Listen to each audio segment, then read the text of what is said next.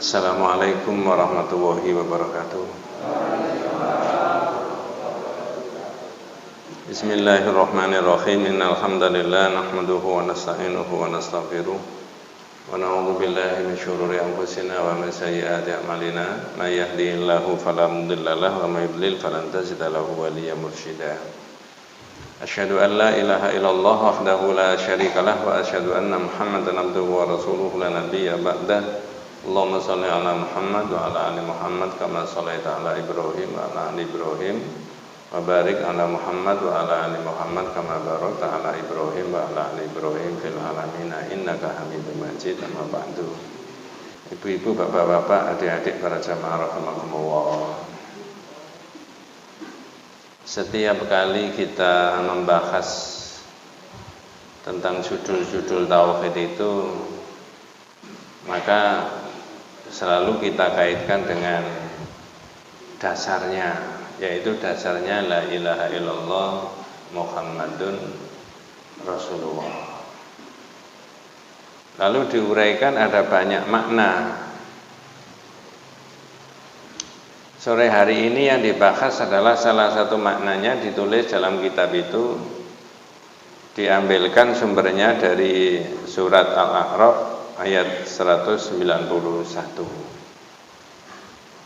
Surat Al-A'raf ayat 191 itu menjelaskan apakah orang-orang itu mempersekutukan Allah dengan benda-benda dan barang-barang, yang sebenarnya benda-benda dan barang itu bahkan manusia sekalipun la yakhluqu syai'an, tidak bisa menciptakan apa-apa. Wahum yukhlaqun, dan mereka malah diciptakan. Itu di kitab itu bagian atau bab yang ke-15. Jadi orang yang menyembah, meminta, berdoa, memohon kepada benda, barang, bahkan manusia, itu oleh ayat itu dikuatkan la yakhluqu syai'an, tidak bisa menciptakan sesuatu. Wahum yukhlaqun, mereka diciptakan. Wala yastadi'una naslahum nasran, tidak bisa memberi pertolongan baik kepada dirinya sendiri maupun kepada yang lain. Nah, begitu. Maka judulnya lalu diterjemahkan dalam bahasa kita, itu tidak seorang pun yang berhak disembah kecuali Allah. Tapi dalam bahasa Arabnya judulnya menjadi ba'du hadhil ummah ya'budul awthan, sebagian dari umat ini masih menyembah berhala, ya. Insyaallah begitu maksudnya. Jadi yang dibahas itu adalah tugas kita nanti dalam perbincangan ini adalah mencari mana yang dianggap orang bisa dianggap menyembah selain dari Allah itu, ya. Jadi bukan benda, bukan barang dan seterusnya.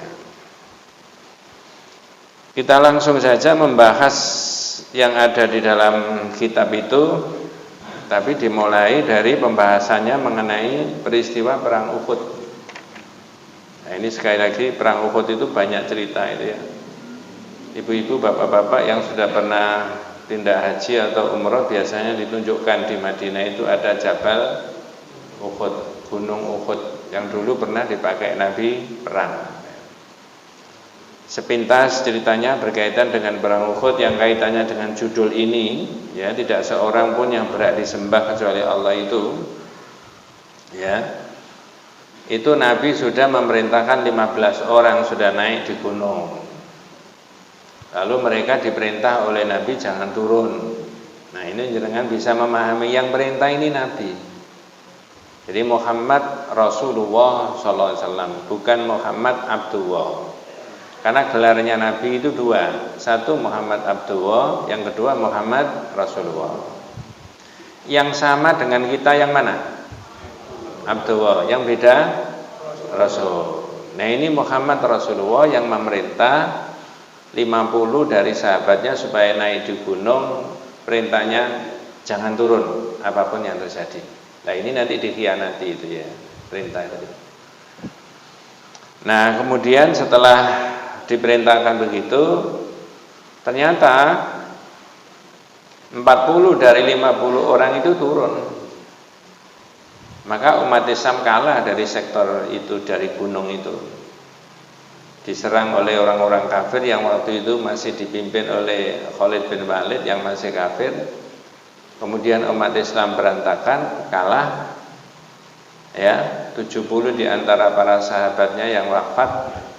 Dan di dalam tarikh diterangkan ada yang Sayyidus Syuhada, syahid yang paling besar siapa? Hamzah bin Abdul Muthalib, pamannya Nabi.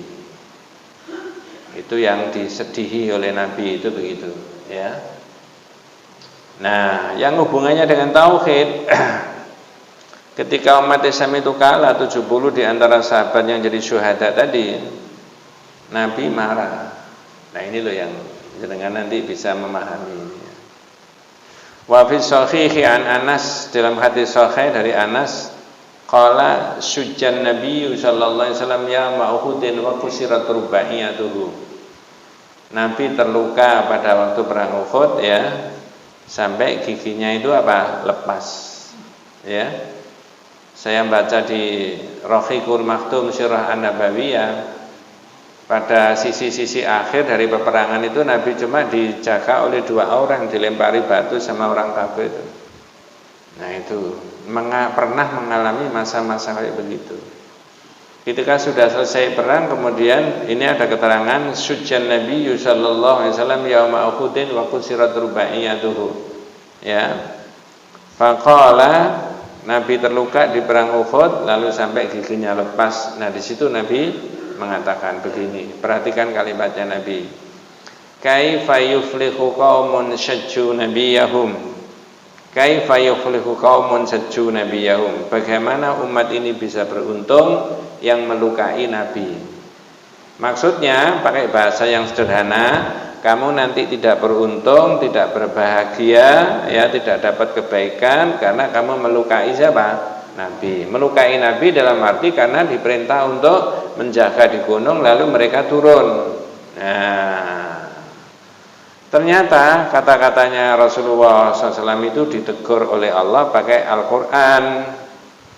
Ya, surat Al-Imran ayat 128.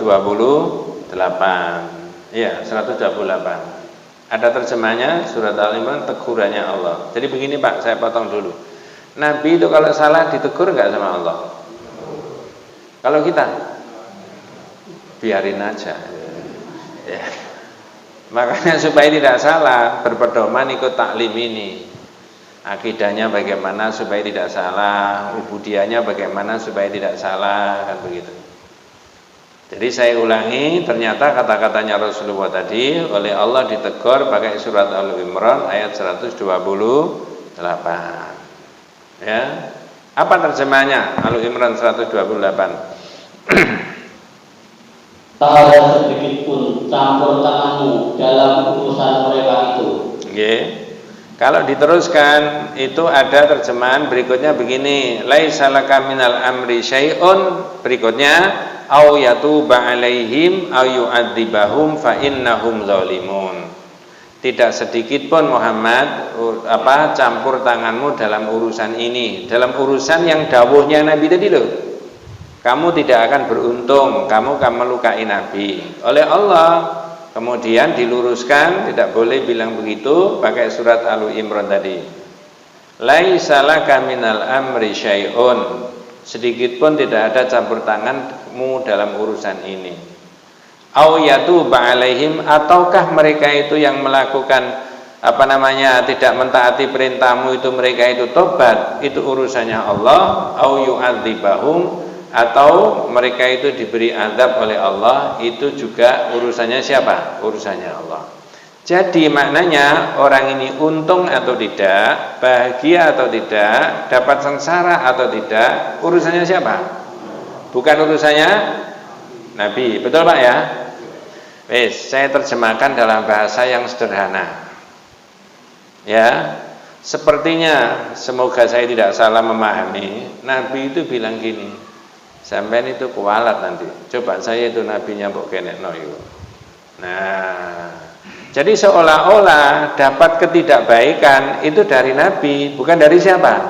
Allah. Inilah yang kemudian tidak boleh sama Allah itu. Orang itu tidak bisa memberi manfaat dan tidak bisa memberi madharat. Kalau ada orang kemudian timbul ada banyak madharat, ya, itu yang memberikan kemadharatan siapa? Allah. Makanya kata-katanya ditegur tadi. Kalau juga kurang jelas, saya pakai bahasa Jawa, bahasa kita sehari-hari, jenengan saya itu loh. Tapi insya Allah nggak ada orang ngomong itu. Andai kata ada ya paling nggak banyak, 1, 2, 3, 4, ya dan seterusnya. Bagaimana omongannya? Nun sewu, naudzubillah, ada anak yang kurang ajar sama orang tuanya. Saking mangkelnya, orang tuanya keceplos. Ngomong apa? Ndak boleh wani wong tua, kualat wong tua kamu nanti. Nah, ada nggak sayup-sayup omongan begitu di masyarakat? Itu seolah-olah yang membuat dan membuat sengsara bukan lagi Allah, tapi siapa? Orang tua. Kamu kok kualat wong tua? Bukan begitu bahasanya di tauhid itu. Wong tua itu tidak bisa membuat sengsara, tidak bisa membuat bahagia. Malati itu tidak ada. Maknanya malati dalam cara Jawa itu apa? Menyebabkan naudzubillah anak itu jadi apa? Sengsara. Tidak bisa orang membuat sengsara, membuat bahagia itu tidak bisa. Yang bisa siapa? Allah Subhanahu wa taala. Kalau toh sampai terpaksa, naudzubillah min dzalik, mudah-mudahan tidak menimpa kita semuanya. Yang rodok baik tidak boleh berani sama wong tua. Engko dibales sampai Gusti Allah loh ya. Nah, beda enggak kira-kira? Beda. Ya. Jangan begini. Jangan wani-wani yang tua, kualat. Nah, ini A. B, jangan wani-wani yang tua, mau diwales sampai Gusti Allah. Nah, kalau menurut tauhid yang betul mana? Yang A apa yang B? B. Jangan pilih yang A apa yang B?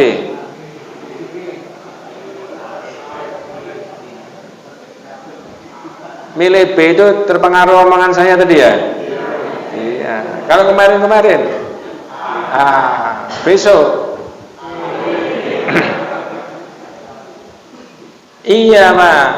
Wes, kalau tidak percaya dengan hadis ini, dengan peristiwa ini, ya hadisnya Sahih riwayat Bukhari, ya bisa dikonfirmasi, ditanyakan siapa-siapa. Tidak ada. Di dalam hadis yang lain, Nabi sallallahu alaihi wasallam dawuh, qala Allah taala, apa kata Nabi? Ya, siapa yang memusuhi waliku, man adani waliyan faqad adzantu bil harbi. Berarti orang itu mendeklarasikan perang kepada saya. Jadi orang baik ini orang yang dapat perlindungan dari Allah. Kalau Nabi tadi adalah orang baik, jelas ya, itu dilindungi oleh Allah. Kalau kemudian ada sahabat yang mengkhianati Nabi, itu nanti yang balas bukan Nabi secara otomatis, tapi yang balas siapa? Allah.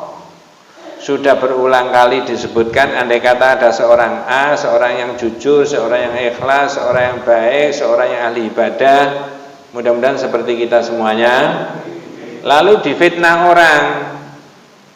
orang B yang memfitnah, orangnya nggak ikut ngaji, ya, tiba-tiba orang B ini ada banyak musibah, yang sepedanya hilang, yang anaknya sakit, yang ya burungnya hilang, burung yang digantung maksudnya ya, di kurungan. Ya, karena sekarang bagi penghobi itu bisa mahal kan Pak ya? Iya. Ya, misalkan begitu. Lalu pendapatnya masyarakat, wong iku kuwalat apa? Ndak ada. Kalau ini orang baik, orang ini diberi perlindungan oleh Allah. Nabi juga tidak bisa memberi manfaat, juga tidak bisa memberi apa? Madharat. Nyuwun tolong dibaca surat Al-A'raf ayat 188 kalau ada yang bawa Quran. Kalau tidak ada saya saja. Ya. Surat Al-A'raf ayat 188. Itu panjenengan dan saya harus memahami keterangan yang ada di Quran itu. Ya. Kalau orang dapat madharat bukan dari Nabi, bukan dari orang tua. Ya, seorang A, seorang B tadi dapat madharat bukan dari seorang A. Monggo, ada terjemahnya Pak, monggo. Kata-kata Muhammad, aku tidak kuasa mendatangkan manfaat maupun menolak madharat bagi ibu kecuali apa yang dikehendaki Allah. Ya, aku tidak bisa mendatangkan manfaat, tidak bisa menolak madharat kecuali kalau Allah apa? Menghendaki. Jadi kalau orang dapat kebaikan ya dari Allah. Wes, dalam pembahasan yang beda, Ali bin Abi Thalib itu pernah diutus oleh Nabi, disuruh berdakwah. Ya. Panjang ceritanya, sudah pernah dibahas, tapi di akhir hadis itu Nabi bilang gini, wallahi ya Ali, demi Allah Ali, la ayyahdiyallahu bika rajulan wahidan khairun laka min khumrin na'am. Demi Allah Ali, andai kata ada satu orang diberi hidayah oleh Allah, saya potong, yang memberi hidayah siapa? Bukan Ali kan? Halo? Ya. Wallahi ya Ali, la ayyahdiyallahu bika rajulan wahidan. Kalau ada satu orang diberi hidayah oleh Allah akibat daripada dakwahmu itu tadi, khairun laka min khumrin na'am. Kamu dapat bonus, dapat pahala lebih baik dibandingkan unta merah. Jadi bukan Ali berdakwah lalu orang dapat hidayah, itu dari Ali, bukan. Dari siapa? Kalau kurang jelas, saya tambahi satu poin. Ini tambahan yang terakhir. Pamannya Rasulullah menjelang wafat, namanya? Ya begini nih kalau pengajian tidak pakai ulangan itu mesti kamu. Namanya siapa? Abu Thalib. Datang nggak Rasulullah ke situ? Datang. Ya. Apa dawuhnya Nabi? Ya ammi, paman, qul la ilaha illallah kalimatan akhaju laka biha indallah. Paman, ucapkan la ilaha illallah. Hanya dengan kalimat la ilaha illallah itu saya bisa membela engkau di hadapan Allah. Jadi maksudnya Rasulullah menjelang akhir pamannya supaya pamannya mengucapkan apa? La ilaha illallah. Terus Nabi rotok ngotot, di situ ada dua orang kafir, Abdullah bin Abi Umayyah dan Abu Jahal. Ini menghalang-halangi Abu Thalib. Ya. Atarghabu an millati Abdul Muthalib. Abu Thalib, sampean kalau membaca la ilaha illallah berarti sampean sudah mengkhianati agama nenek moyang. Nah begitu loh. Fa'ada alaihi Nabi sallallahu alaihi wasallam fa'ada. Nabi mengulangi lagi, paman katakan la ilaha illallah. Ya ammi qul la ilaha illallah. Enggak bisa. Ditegur sama Allah, innaka la tahdi man ahbabta walakinallaha yahdi man yasha. Muhammad, kamu tidak bisa memberikan hidayah kepada orang yang engkau cintai, tapi kami Allah yang memberikan hidayah kepada siapa saja yang kami kehendaki. Berarti yang memberikan hidayah siapa? Allah. Ali tadi berdakwah, yang memberikan hidayah, membuka hatinya orang menerima Islam siapa? Allah. Bukan siapa? Ali. Kalau ini sahabat yang dapat manfaat atau dapat madarat karena Nabi apa karena Allah yang balas? Jawabannya Allah. Maka tidak boleh berkata seperti begitu. Mengapa? Karena selain daripada Allah itu tidak bisa memberi manfaat, tidak bisa memberi madarat. Tadi saya sebutkan ada hadis sahih, hadis qudsi tadi. Allah dawuh, siapa yang memusuhi waliku, berarti orang itu mendeklarasikan apa? Perang sama aku. Oh, kalau begitu wali-walinya Allah, orang soleh dan solehah itu dapat perlindungan dari Allah. Jawabannya, iya. Lalu gimana kalau begitu? Kalau begitu, marilah jadi orang baik saja. Ya. Bukan hanya jadi orang baik, tapi menjadi orang yang mengajarkan kebaikan. Coba tak potong dulu. Kalau jenengan dan saya di masyarakat, di kampung jadi orang baik, banyak orang seneng apa enggak ya? Waduh Pak, ngapi wong iku Pak, bolak-balik aku misalkan begitu. Kita jadi orang baik, disenangi orang enggak? Tapi dirubah sekarang. Kita menjadi orang yang mengajarkan kebaikan. Masih disenangi kira-kira? Loh, beda loh. Didekati apa dijauhi?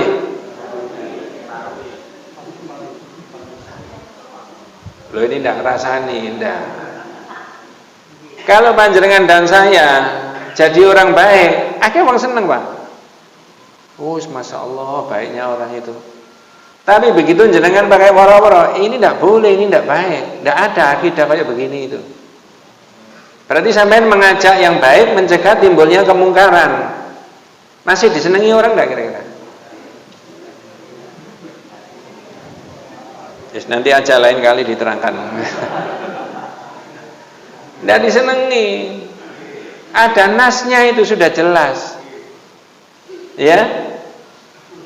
Ada judul dalam kitab Firqatun Najiyah wa Thaifah Al-Mansurah itu apa judulnya? A'da'ut Tauhid, musuh-musuhnya tauhid.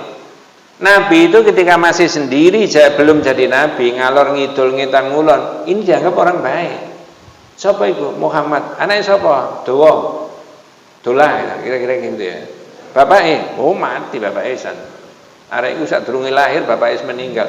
Masya Allah, arek kok apike kaya ngono. Jujur, bener, gak tau ngomong kasar, mbak wong ya sopan, mbak arek-arek cilik ya disenengi.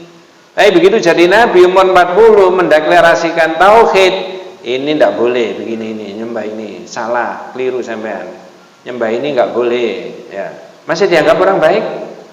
Oh enggak, dimusuhi enggak? Iya.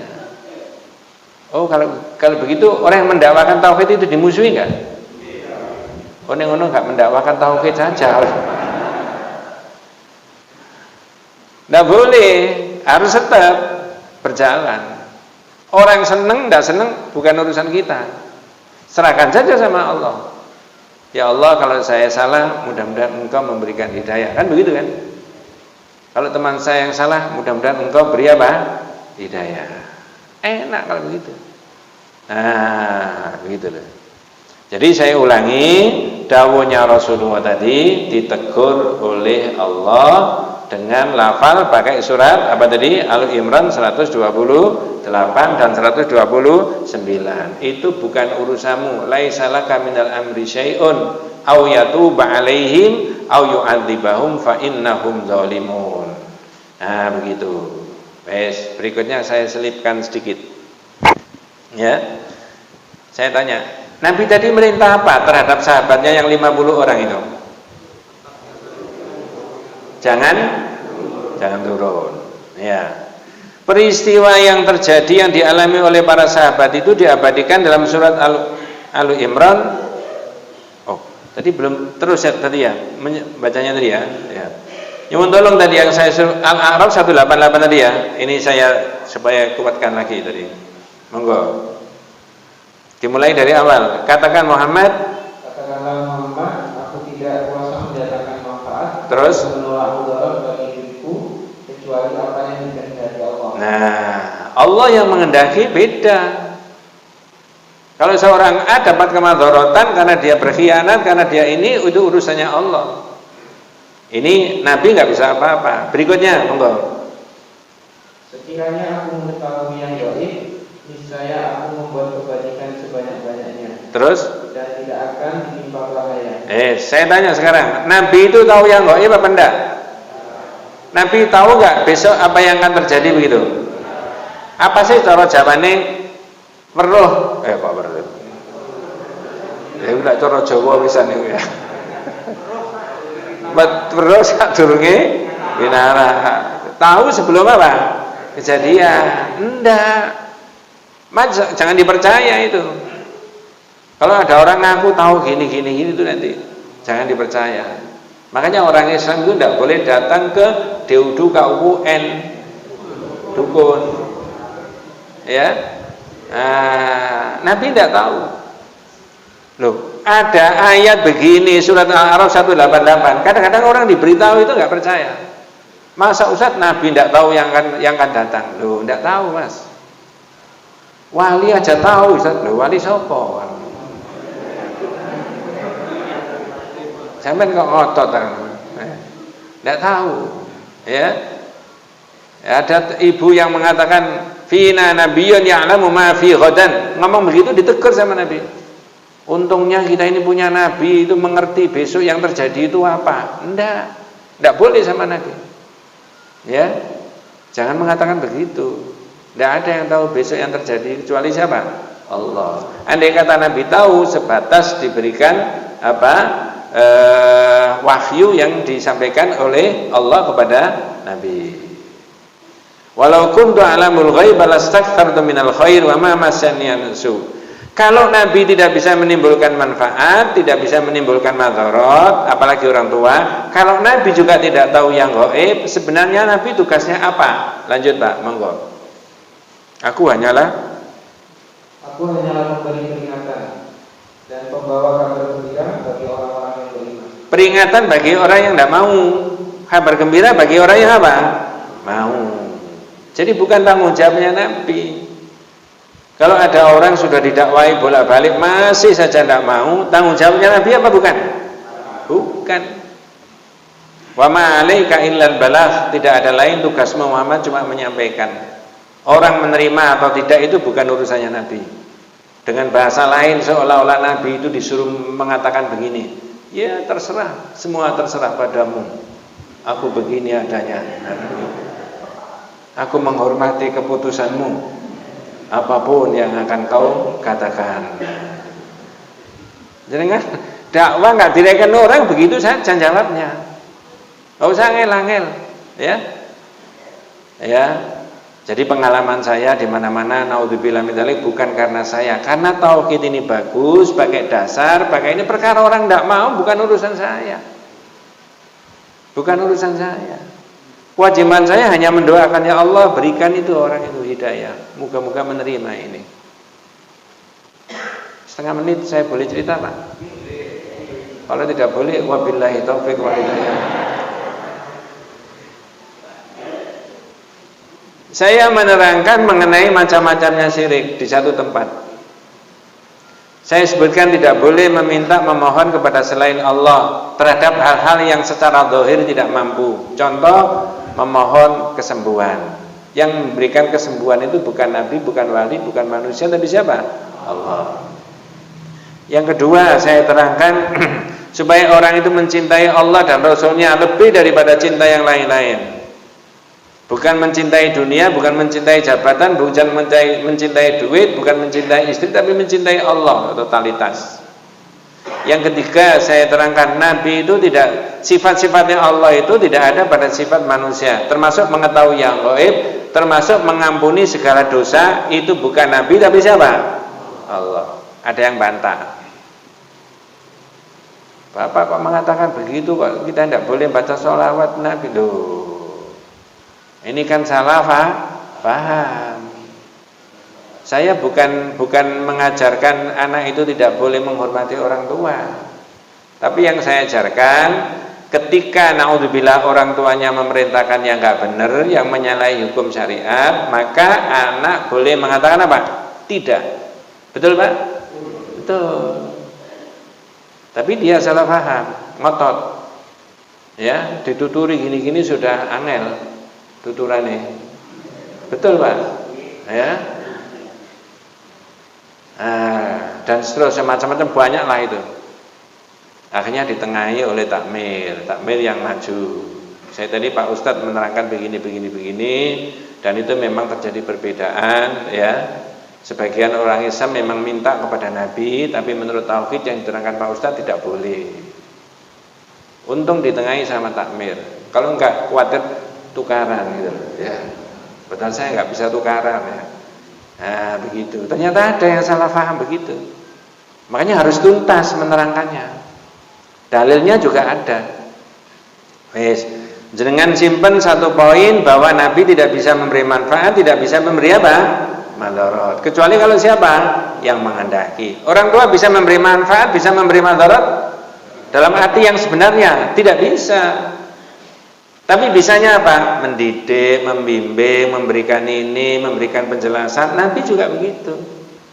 Maka ditambahi dengan ayat itu, kalau orang dapat manfaat, dapat madarat, itu semata-mata dari Allah. Dan Nabi tidak tahu yang gaib. Nabi juga tidak bisa menghapus apa? Dosa. Ini Mudah-mudahan tidak ada salah paham di sini ya. Kalau salah paham repot, nggak ada takmirnya, nggak ada misa nanti ya. Ya. Lanjut Pak, saya minta tolong jenengan buka surat Al-Imran 152. Ini peristiwa yang penting buat kita. Ya. Surat apa tadi Pak? Al-Imran 152. Peristiwa kekalahannya umat Islam di perang Uhud itu diabadikan di salah satunya surat Al-Imran 152.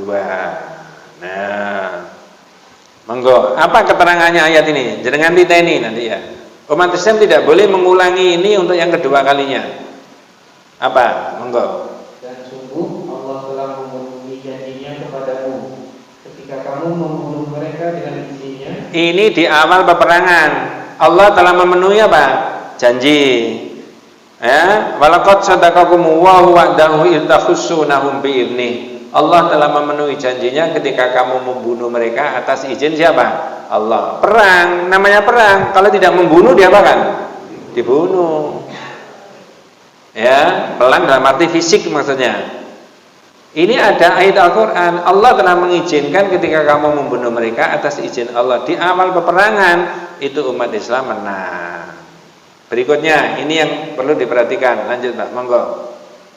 Sampai pada saat kamu lemah. Lemah. Hatta idza fasiltum, kamu lemah. Lemah apa?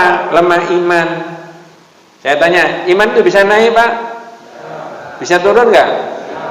Nanti Ramadan kira-kira grafiknya naik apa turun? Naik. Kalau di masjid gini naik apa turun? Besok ke mal-mal fluktuasi naik dan turun. Ketika dihantam satu masalah, itu kadang-kala grafiknya naik. Ketika happy-happy nggak ada masalah ini, naudzubillah kadang-kadang bisa mengalami apa? Turun. Ini yang bilang bukan saya. Nabi juga dawuh begitu. Ya, yazidu wa yanqus. Bisa naik, bisa turun. Al-iman yazidu wa yanqus. Ini sahabat juga begitu. Hatta idza fasiltum. Ketika kamu lemah iman, satu. Terus dan berselisih dalam urusan. Ya, wa tanaza'tum fil amri, berselisih pendapat. Sudah perintahnya Nabi sudah jelas itu loh, masih diselisih. Berselisih. Halo? Kok kita lemes gitu ya? Perintahnya Nabi jelas, jangan apa tadi? Turun. Itu kan perintah yang sudah jelas. Masih diayel. Tanaza'tum fil amri, kamu berselisih pendapat. Mudun apa enggak? Mudun apa enggak? Ya kalau tegas berpedoman, enggak, ini Nabi yang merintah. Bukan Muhammad biasa, Muhammad Rasulullah. Berarti wahyu, jangan turun. Ternyata 40 apa? Turun. Tinggal berapa? 10. Titik lemahnya di situ, ya. Lanjut Pak, monggo. Dan mengabaikan perintah Rasul. Nah, mengabaikan perintah Rasul. Mengapa kok mengabaikan perintah Rasul? Setelah Allah memperlihatkan kepadamu apa yang kamu sukai. apa Pak yang mereka sukai Pak? Harta rampasan. Orang seneng duit itu zaman dulu saja atau sampai 2022? Sampai 2022. Tidak bisa dipungkiri. Karena tergoda oleh itu tadi. Lebih tegas ayat berikutnya lagi keterangannya, monggo. Di antara kamu ada orang yang menghendaki dunia. Terus? Dan di antara kamu ada pula orang yang menghendaki akhirat. Wes. Ini ayatnya turun kapan Pak kira-kira? Kira-kira kapan itu maksudnya dihitung tahunnya dengan sekarang sudah berapa tahun waktu diterima oleh Rasulullah? Berapa ribu tahun? 1443. Betul ya? Masih berlaku enggak sampai sekarang? Masih berlaku. Zaman Nabi sudah diingatkan dalam perjuangan itu ada kalanya di rombongan orang yang berjuang tadi ada yang menghendaki dunia, ada yang menghendaki apa? Akhirat. Kalau jenengan diajak berjuang kira-kira menghendaki yang mana Pak? Kok gak pede ngono jawab. Ya, ini sahabat itu disindir sama Allah.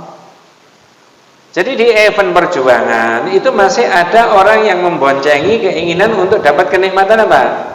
Dunia. Kira-kira 2022 ada nggak yang kira-kira begitu? Yang ramai kira-kira 2024 mungkin Pak ya. Wes sampai di situ aja Pak ya. Iya betul. Saya dapat sekian kan lumayan. Hanya disuruh ngomong gini aja. Orang nggak pegang prinsip. Minkum mayyuridud dunya wa minkum mayyuridul akhirah. Di antara Anda ada yang menghendaki dunia dan di antara Anda ada yang menghendaki sampai sekarang. Ya, lanjut Pak, monggo. Kemudian Allah memalingkan kamu dari mereka. Terus memujimu. Tetapi Dia benar-benar telah memaafkan kamu. Dan Allah mempunyai karunia yang diberikan kepada orang-orang. Wes, sudah mengerti terjemahnya. Ayat itu dikomentari begini surat Al-Imran. Jadi kalau jenengan baca surat Al-Imran 152, ingat peristiwa zaman perang Uhud. Oh, mereka mengkhianati Nabi. Oh, mereka berselisih pendapat. Oh, mereka mengalami kemunduran iman. Oh, mereka mengkhianati tadi. Oh, di antara mereka ada yang menghendaki dunia dan di antara mereka ada yang menghendaki apa? Peristiwa itu diabadikan di dalam Al-Quran surat Al-Imran ayat 152. Kemudian di sini ada keterangan khasalat azimatul muslimin limaksiatin wahidah. Terjadi kegoncangan di internal umat Islam saat itu karena satu maksiat. Saya ulangi, khasalat azimatul muslimin limaksiatin wahidah. Terjadi kegoncangan di antara umat Islam karena ada satu apa? Maksiat. Apa maksiatnya tadi Pak? Menyelisih perintah siapa? Perintahnya Rasulullah tadi. 1, apa 2, apa 3, apa 10? 1, apa tadi? Jangan turun. Dikhianati enggak? Nah, maka di sini ditulis terjadi kegoncangan di internal umat Islam karena ada satu maksiat. 1 tok. Lah kalau banyak maksiat kira-kira tambah nemen apa enggak kira-kira? Guncang enggak umat Islam kira-kira Pak? Hanya satu aja begitu, khasalat azimatul muslimin li maksiatin wahidah.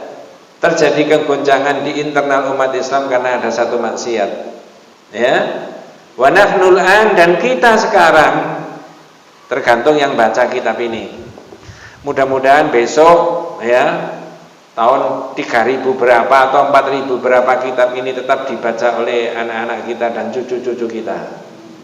Maka di sini ditulis, wa nahnul an nuridul intisar, dan kita sekarang menghendaki pertolongan dari Allah.